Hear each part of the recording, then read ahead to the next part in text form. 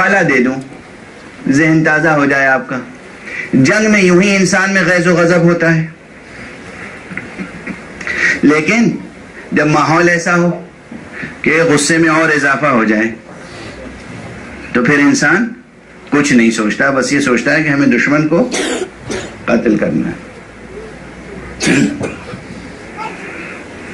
یاد ہے میری شجاعت کی تعریف غالباً پہلی مجلس میں کی تھی، پہلی یا دوسری مجلس میں.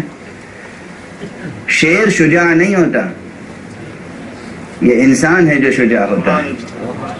شیر درندہ ہوتا ہے، شیر کے سامنے جو آتا ہے وہ چیر پھاڑ کے رکھ دیتا ہے. یہ انسان ہے جو دشمن کے سامنے اٹھی ہوئی تلوار کو بھی روک لیتا ہے. تلوار بے اختیار مار دینا شجاعت کا کمال نہیں ہے، تلوار کو روک لینا شجاعت کا کمال ہے. یاد ہے نا؟ اور وہ بھی کس انداز میں، کہاں لوگ عموماً، معاف فرمائیے گا میں یہ جملہ کہہ رہا ہوں آقا امیر المومنین علیہ الصلوۃ والسلام کی عظمتوں کے پیش نظر، ورنہ کسی کی توہین مقصود نہیں ہے. عموماً لوگ شجاعت امیر المومنین کا جو بیان کرتے ہیں وہ نہایت سطحی اور ناقص، اس لیے کہ صرف وہ مناظر دکھاتے ہیں جہاں جہاں علی نے تلوار چلائی ہے. یہ تو شجاعت کا ابتدائی مظاہرہ ہوتا ہے، وہ مناظر دکھاؤ جہاں جہاں علی نے تلوار روکی ہے.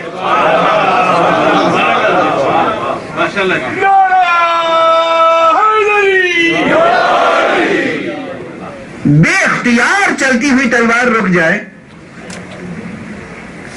کیا انسان ہوگا وہ،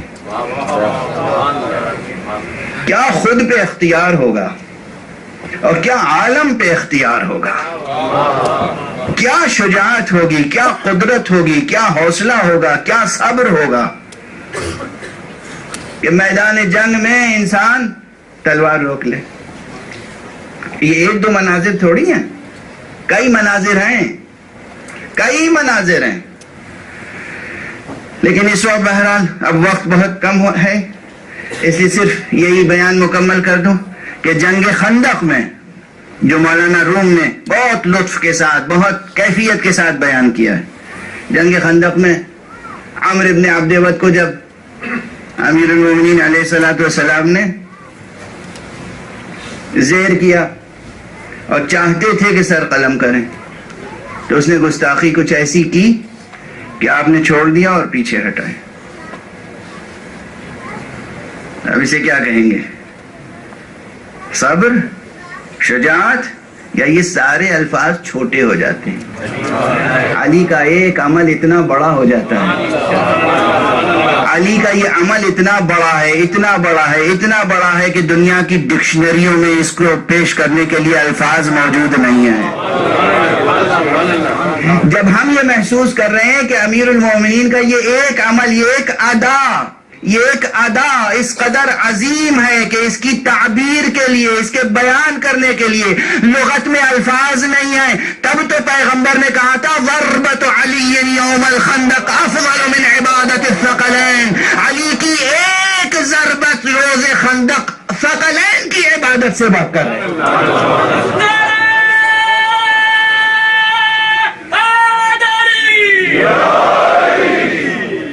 ثقلین کی عبادت سے بڑھ کر.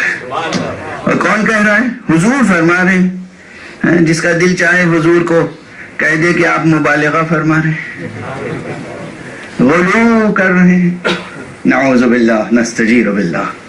حضور کا ارشاد ہے. بس اب یہ کیوں ہٹ گئے تھے پیچھے؟ کیوں ہٹ گئے تھے؟ ان صلاتی ونسکی ومحیای ومماتی للہ رب العالمین. میری نماز اسی کے لیے، میرے تمام اعمال اسی کے لیے، میری تمام عبادتیں اس کے لیے، میری قربانیاں اس کے لیے، میری زندگی اس کے لیے، تو میری جنگ بھی اس کے لیے، میری صلح بھی اس کے لیے. میں تیرا سر قلم کروں گا تو صرف بخاطر خدا، اگر میرا غصہ شامل ہو جائے گا تو تلوار روک لوں گا. یہ ہے علی. تو اب دیکھیں کہ یہ دو آیتیں قرآن مجید کی جو آپ کے سامنے مسلسل پڑھ رہا ہوں، یہ کیا ترجمہ پڑھ کے سمجھ میں آ جائے گا؟ تفسیریں سمجھ میں سب چیزیں تفسیروں کا مطالعہ کر کے بات سمجھ میں آ جائے گی. جب تک محمد اور آل محمد